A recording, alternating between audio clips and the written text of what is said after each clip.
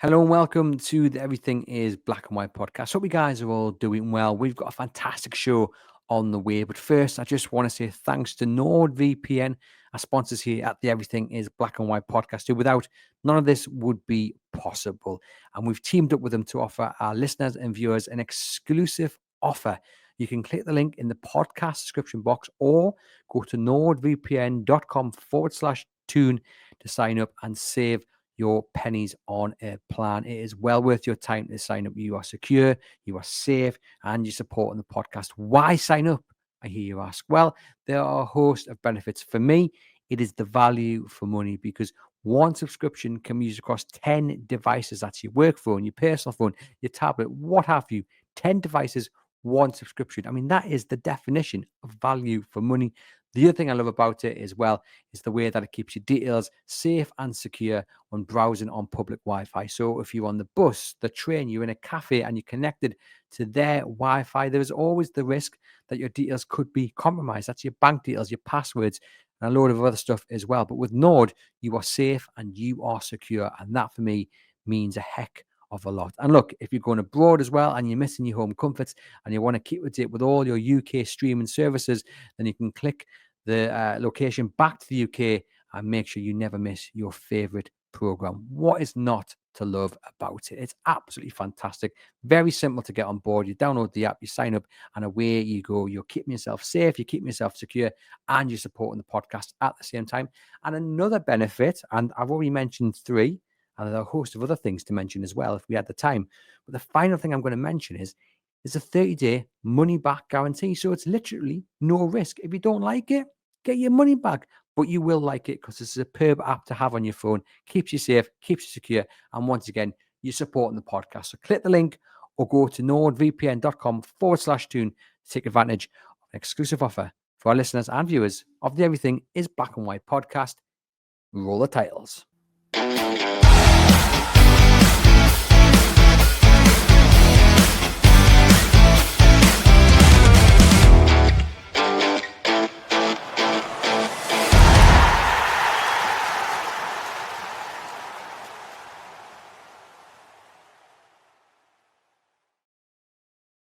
Hello, welcome to the Everything is Black and White podcast. It's time for the match preview with me, Andrew Musgrove, and John Gibson. Newcastle head down to Ellen Road on Saturday to face Leeds United, a game that I'm very much looking forward to.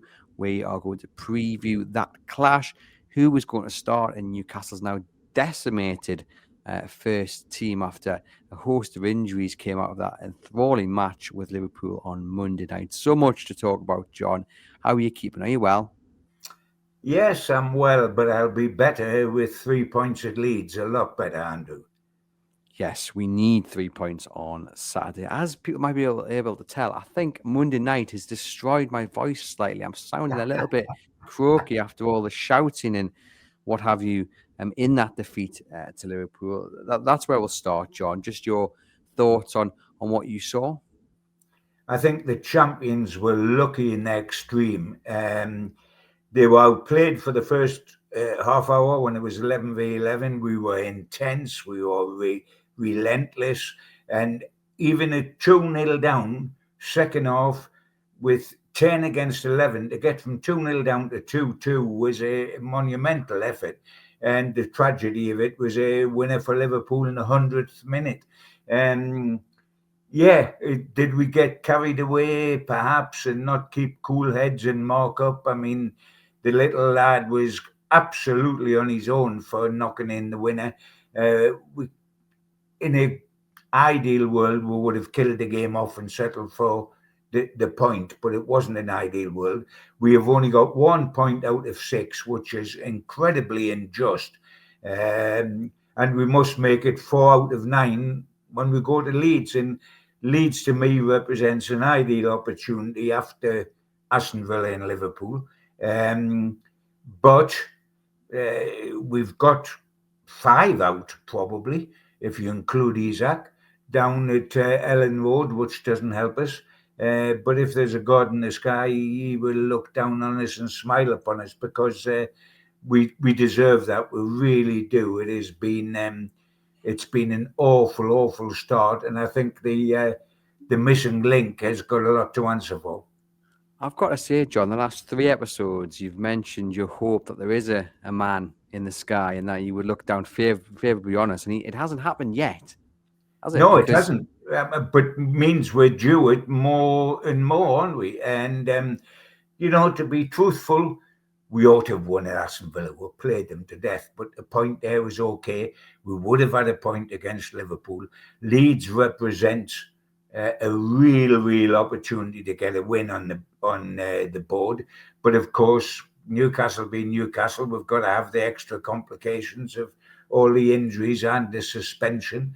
And a team that's been unchanged, the starting lineup that's been unchanged, is going to have loads of changes on Saturday night. yeah, we will get into that in a moment. Does the fact that Newcastle are only on 1 point make this an even bigger game for them? We can sit and we can say they were good against Aston Villa, especially in the first half, should have won. They were fantastic against Liverpool throughout.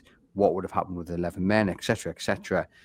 But that obviously doesn't get you anywhere. And what you have now is a newly promoted side who've just gone out of the League Cup to Sheffield Wednesday. Yes, it was a depleted side that they put out for that fixture, but nonetheless, that is a defeat you will hope has an impact on Leeds' preparation and their mood going into this game.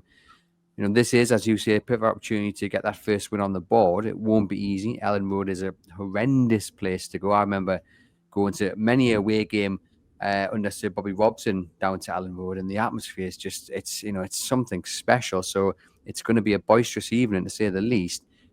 But Newcastle have to be beating, these kind of sides if they are serious about being top 4 challengers. Yeah. I mean, to be truthful, the handicap, Houdini never had a handicap like we've got at the moment, where we just haven't got a centre forward whatsoever. And yes, we scored 2 goals against Liverpool, but let's not kid ourselves. If we'd had a cutting edge, if Isak had played, we would have won both games, in my opinion, with no doubt. If we'd had a centre forward, a goal-scoring, experienced centre forward, we would have won. We missed a hatful of chances in the first half against Liverpool. I was delighted the chairman was there because he saw for himself what we're short of. He saw the sort of spirit in the team, which was truly magnificent. He saw his coach, who's as good a coach as you'll get anywhere, Eddie Howe, absolutely drowning because he needs help. And the only fella that can help him, because Isak's not going to help him, he's continuing on his own stubborn way. The only fella that can help him is the chairman. And I hope that in some ways, whether it is getting 1 striker in, I cannot see we're getting 2, or whether it's keeping Isak and making him face up to reality next Tuesday morning, but that there's some support one way or another coming from Eddie Howe, because the poor man's drowning and he doesn't deserve it under any circumstances whatsoever. And by the way, neither did the Geordie public, who have been so wonderful in supporting the team, so wonderful in supporting Isak before he went AWOL. We all deserve a break, all of us. Well, fingers crossed we get that break on Saturday and Newcastle can pick up their first victory of the campaign. I mean, the injuries that Newcastle suffered against Liverpool were really devastating. We've spoken on this podcast many a time about how great that midfield trio of Bruno, Joelinton and Tonali is. At this present point in time, we don't know how serious the injuries to Tonali and Joelinton are, but they looked pretty bad. And I think it's fair to say that the assumption will be Joelinton most certainly will be missing from Saturday's game.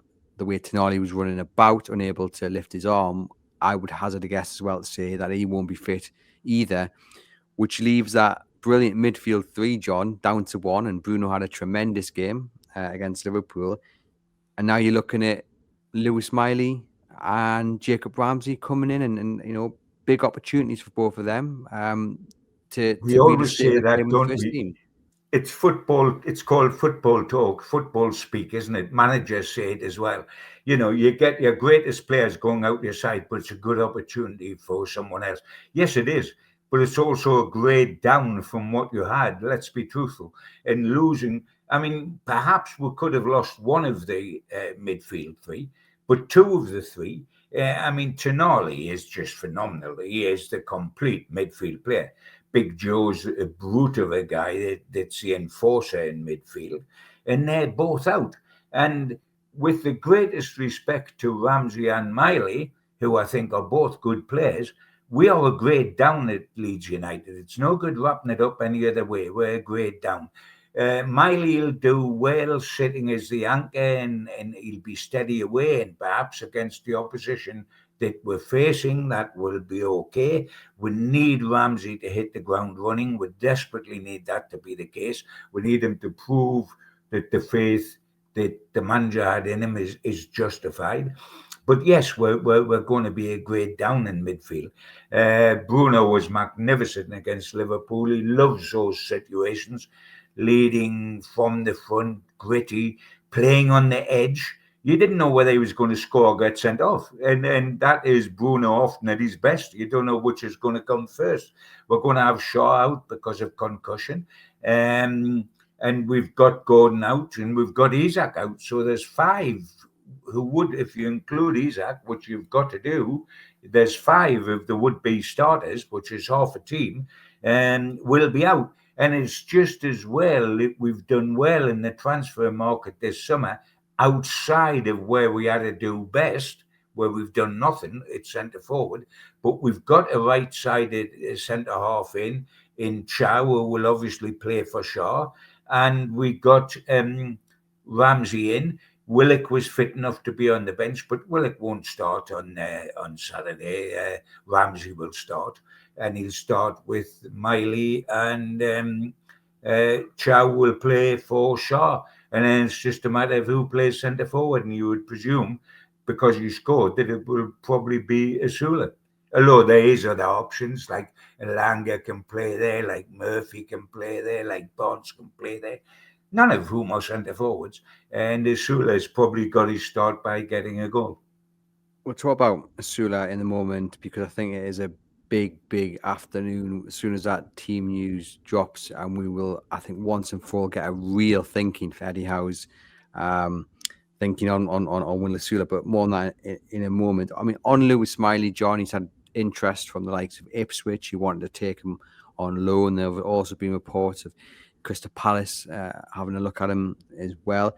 He will want to be playing first team football. Obviously, as we've said, he's got a trio of absolute brilliance ahead of him.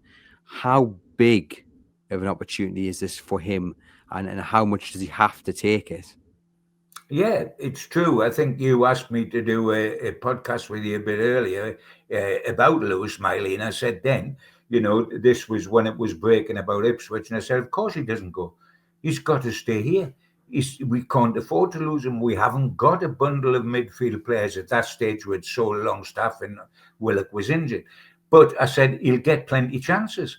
And look how early he's got his chance. I mean, it was the second game against Liverpool he got on, and he's probably going to start the third game. So it's just proved what I said at the time, which is that Miley will get a lot of chances.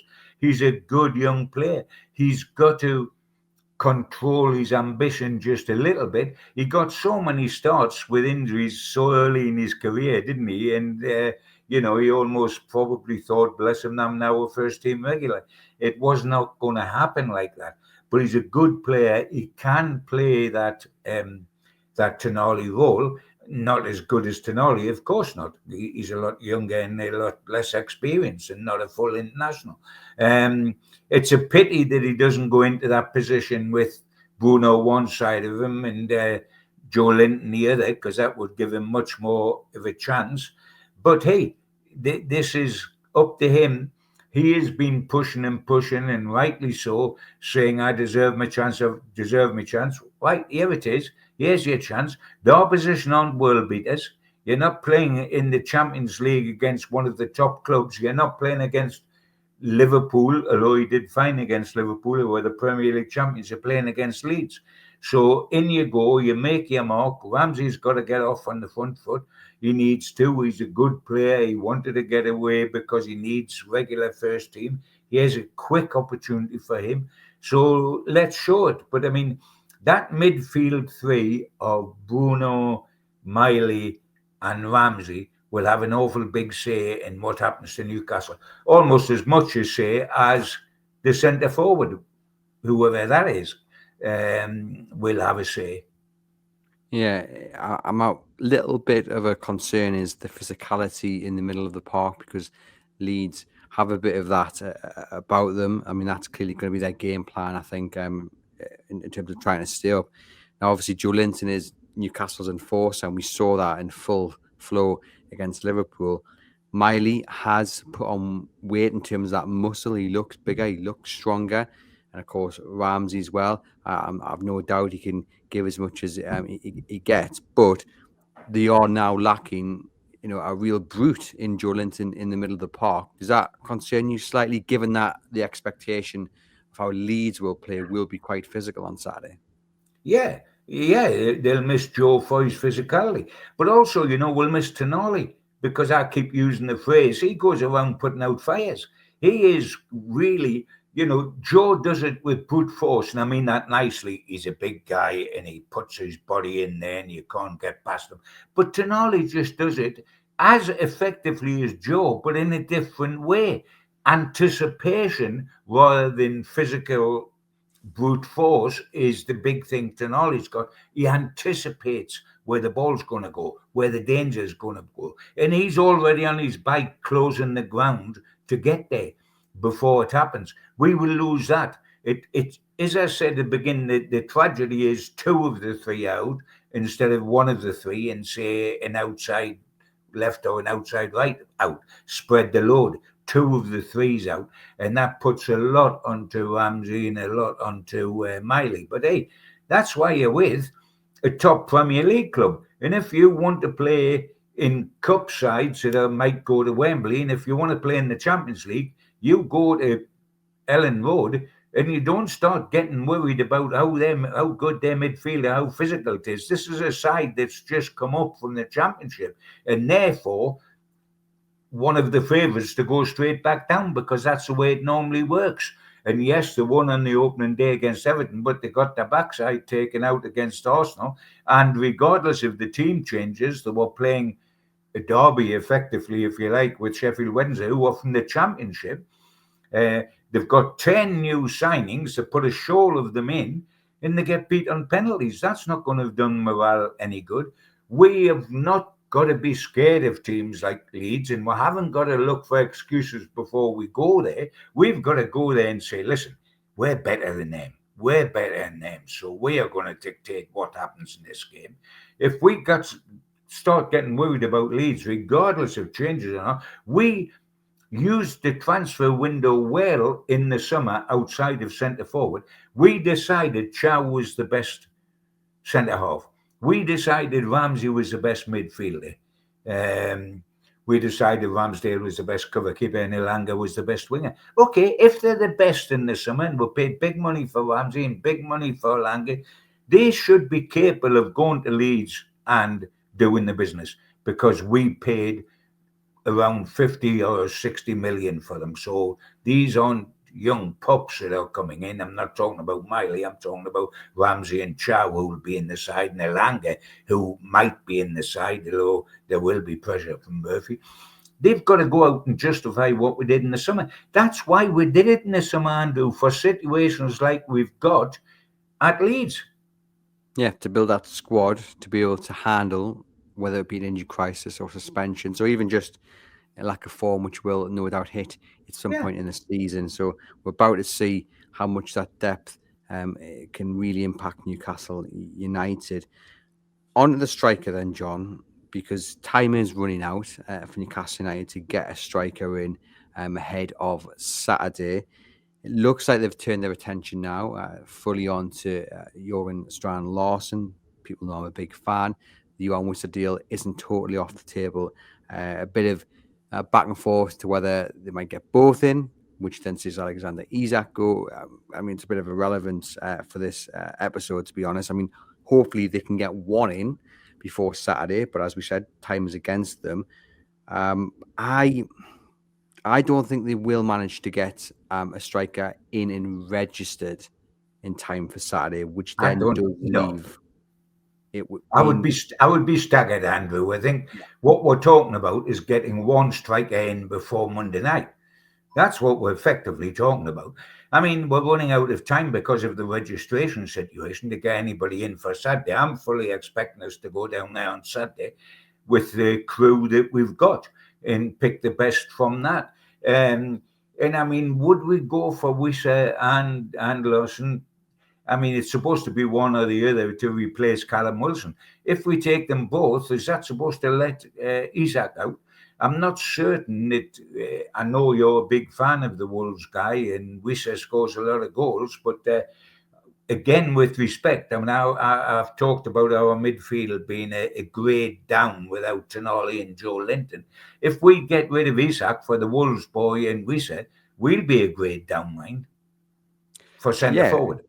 no, I agree, but I think that's always been the case because he's been that good, and any player in that same bracket as him, unfortunately, is wanted by other clubs who at this point in time have a bigger draw, whether it be through money, history, the location, whatever it be. I think I accepted a long time ago that the way to replace Isak is to get two strikers in of the next level down, maybe even the level down below that, who can collectively score those goals that he does as an individual, and that's how you replace him. And I think Wissa and Strand Larson would do that, but I also accept I'm being a tad optimistic, given how the summer's gone, that they will manage to get two or both of them guys in. But as for Saturday up front, I think it's huge, really, for Will Osula, because if Alexander Isak, I mean, goodness me, I've got him on the brain. If Eddie Howe doesn't pick Will Osula to start up top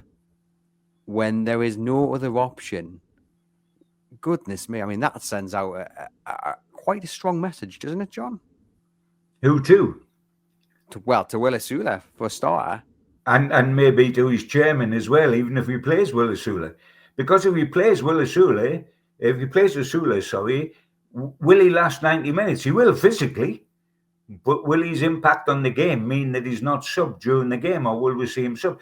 I mean, the young lad, I don't want to rain on his parade because he's so infectious. He's so lovely. He's like a puppy dog in a park, isn't he? When you see a puppy dog running after a piece of paper in a high wind, like, I mean, that's wildly enthusiastic. I mean, he is wildly enthusiastic. He's super quick, and he scored a decent goal the other night. I mean, all that's there, but the but's huge. Is he a Premier League centre forward at this given time? In my humble opinion, and it's only my opinion, though I know a lot of other people in football I talk to privately have the same opinion, that says no, he's not. But the lad's just what he is. And you know, the alternative to playing him down at Leeds is you play Elanga or Murphy or Bonds in the false nine role that Gordon had, which they're all capable of playing, but not playing that way. The truth is, we haven't got an experienced orthodox centre forward to play at Leeds. We've got a raw young lad or wingers converted. That's what we're looking at. And therefore, Gordon, thanks very much for what you did, because you've created the problem. I mean, the chairman's sitting there. We've got one centre forward sitting on his sofa watching the television. We've got an England winger who gets himself sent off and he's out of the next 3 games. I mean, dear me, could we be in a bigger mess as far as that one position's concerned? And do we need to do something about it? We need to get somebody in and keep Isaac and get Isaac some cleaner to go between his ears and get the mess out from his head. We need all that to have any chance. I mean, we're sitting here on a Wednesday afternoon that closes on a Monday night. Do you think we're going to get 2 quality strikers in and sell Isaac all before Monday night? That's going to take some doing, Andrew. Yeah, it certainly is. Like I say, I'm being more optimistic than realistic with that. But Saturday, Osula, I mean, he has to start, doesn't he, John? Yes, I think he will start because he scored the goal. I think he'll start. But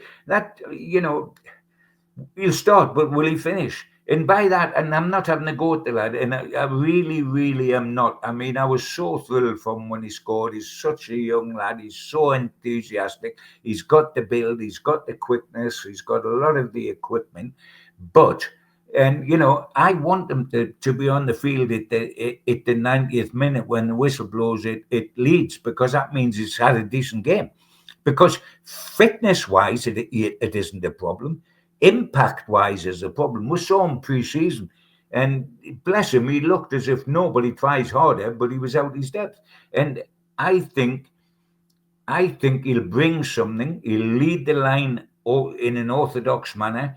He will present problems to them because of his size and his quickness and his enthusiasm. And if he gets a clear chance, he's got a chance of finishing.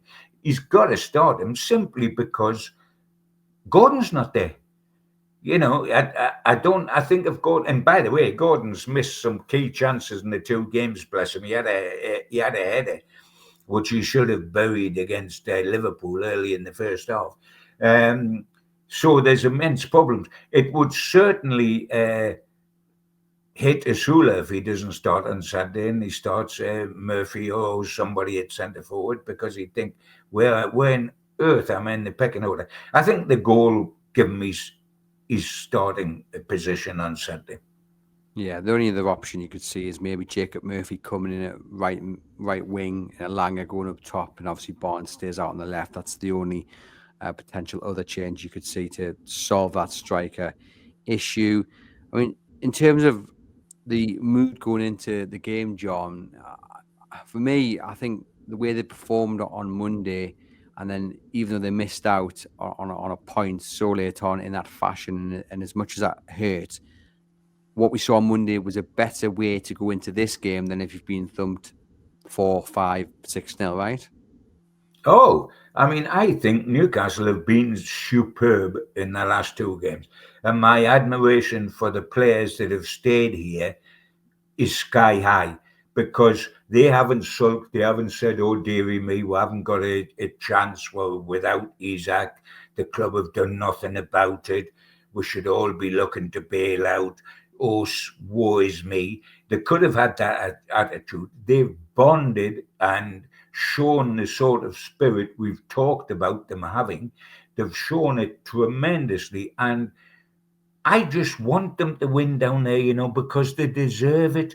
And I don't want, if they don't win, you get to the stage where you feel the world's against you, because you've done so well. You've done so magnificently. You've done as well as Houdini did when he was dropped in the river. And really, the need to be given that encouragement. Yes, you will. If you keep playing if we play down at Leeds like we played against Liverpool and Aston Villa, we will win. That's my prediction. Well, there we go. Got some stats for you, John. I know you're a stat man, right? Leeds have lost just 1 of the last 6 Premier League games against Newcastle United, but Newcastle have won 50% of their Premier League away games against Leeds. So that kind of balances out, I guess. And Newcastle have won their last 8 Premier League games against promoted sides, so that's a good omen. But of course, we are going to Ellen Road, and that's going to be key for Leeds in their battle for survival. And they are unbeaten in the last 21 league home games. So it is a bit of a fortress, admittedly. 20 of those 21 have been in the Championship, but still, nonetheless, that's not a bad record to be going into the Premier League season with. How do Newcastle United's players, and I guess the fans, the visiting fans as well to an extent, kind of handle that atmosphere at Ellen Road, which can be quite loud and intimidating? How do they channel it to their own advantage? Well, it's loud and intimidating at St James's Park for every club that come up here, but we get beaten at home sometimes. Those stats, with utmost respect and all, don't matter one jot. Half the great record was in the Championship, which is slightly different, everybody agrees, to the Premier League. It doesn't matter what happened in the past, because the past's the past. what matters is now we haven't got 5 players. We haven't got Isaac, but we've got wonderful team spirit. We've still got great players, and we've got Eddie Howe. What matters to them is that they've just come up with a full apprehension that has. It started well against Everton, but with the Gulf, when they played Arsenal, was wider than the Grand Canyon, and they've just lost to Sheffield Wednesday. Those facts on a side like Leeds don't matter one jot. The supporters support them. It's a bit of a bear pit. Oh, dearie me, what a shame. What do we want? Do we want it just to be nicey and cuddly, and here's a cup of tea, and, you have a shot, and then we'll have a shot, and you'll have a shot? It's not going to be like that. That's not football. If we can't handle Leeds, how the heck are we going to handle the Champions League?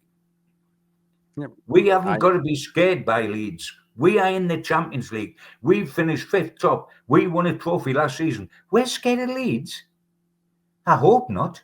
I sincerely hope not. And by the way, these boys have shown enough, again, if spirit and courage and belief in the 2 games we've seen and only got 1 point out of 6, they deserve that to change. And I will reiterate what I've said. If we play with the same enthusiastic, with the same determination, with the same ability outside of finishing as we have in the 2 matches we've seen, we can win this match, even though it's away from home, and even though you talk about the atmosphere, and even though they've got this wonderful record, all of which is virtually in the Championship, by the way. I mean, the word in Leeds, the word everybody's been saying, will Leeds go down with Burnley and Sunderland? That's what everybody was talking about this summer.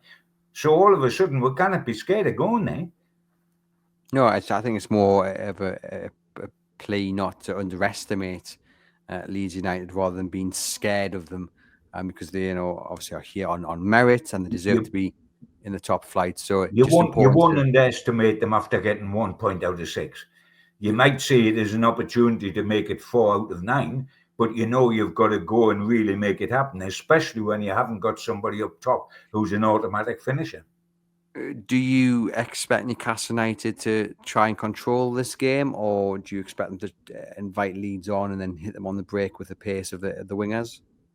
I don't care what they do as long as they win. But yes, I think whichever way they want to play it, if they're apprehensive with us and want to have two banks of 4, then we've got to play through that and have enough pace and ingenuity and nous to defeat that. If they want to come at us because they've got a big crowd behind them and the crowd will get going when they attack us, then the pace we've got on the transition is absolutely huge. Even though we've lost Gordon up front, who is quick. Osula is not a slouch. The wingers are really quick. Ramsey thinks of only going one way, which is forward. We'll do them on. Whichever way they want to play, we should have the tools to counteract that.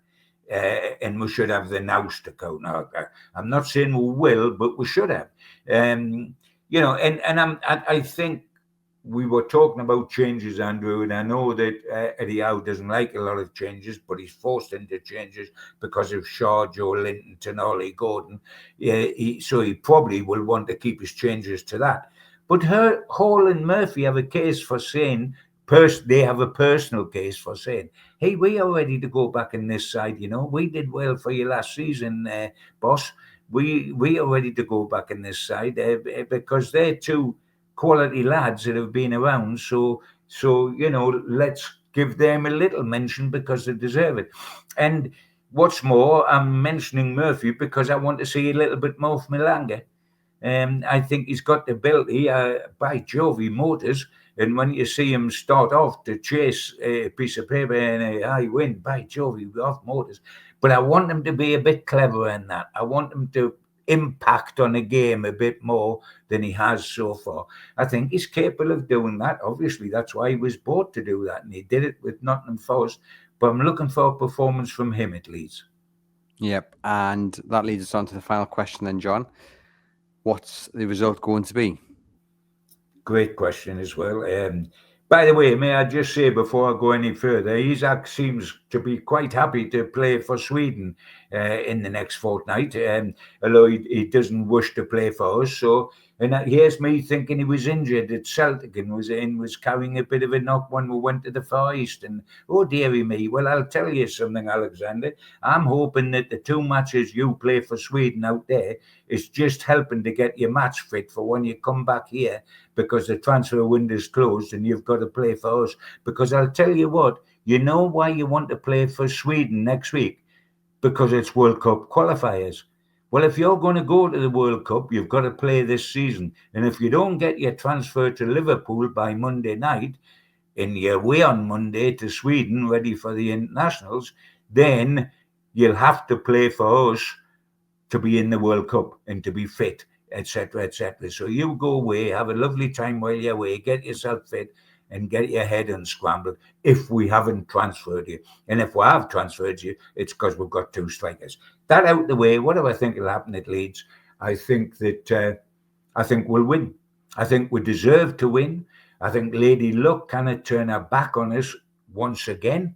I mean, goodness gracious, does she not know that Geordies are the best romantic partners as possible to have? And why doesn't she smile upon us? And it's about time she smiled upon us. I think man for man, even with the changes, yes, we've had changes, and people like Chow and Ramsey have come in, but that's what they were bought to do. They were bought because Eddie thinks they're good enough, and there was very big money paid for them. So let them go out and prove what they can do. And let us get down there and get a result. We've got no reason to be scared of these. This is the sort of side Newcastle should win away if we're going to do anything in the Champions League this season. So let us go and do it. Let us not worry about 5 changes. Let's not worry about Isaac. Let's not worry about the midfield. Let's not worry about Osula. Let's get down there and get the job done. And I think they will. I think it'll be tough. I think it'll be close because we haven't got scorers to run away with the game. But I think at the end of it, we'll get the 3 points. And I hope so, because I looked on the other night against Liverpool, and all those lads that wore black and white, and Eddie Howe, and the coaching staff deserve something, because they've been dumped on by Alexander Isak big time, and they don't deserve what's come their way. So let them go and get what they deserve at Leeds. Yeah, I think they'll get a win as well. I think I'm just really enthused by what I saw on Monday night against Liverpool, and I just couldn't help but think with 11 men what would happen in that situation. So as long as no one gets stupidly sent off against Leeds, I think Newcastle will bring 3 points back to Tyneside. I think it'll be a close game, but I don't particularly care about the scoreline as long as Newcastle get all 3 points, which John and myself are backing them to do. So thank you to John, as always, for providing the match preview. Do hit thumbs up. Do get into the comments. I get back to each and every single one of you. If you listen on the audio-only platform, do leave us a rating and review. And myself and John will see you guys next week.